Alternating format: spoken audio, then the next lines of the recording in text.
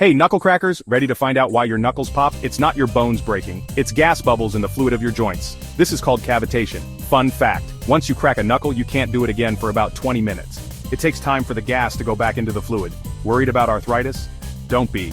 Research shows cracking your knuckles won't cause it. A guy cracked the knuckles on one hand for 60 years and found no difference. But if you crack your fingers a lot, you might see some swelling or lose some grip strength. More research is needed to confirm that. Remember, not all joint sounds are the same. Snapping tendons are different. So go ahead, crack those knuckles. Just don't blame us if you can't stop, like and subscribe for more cool science facts.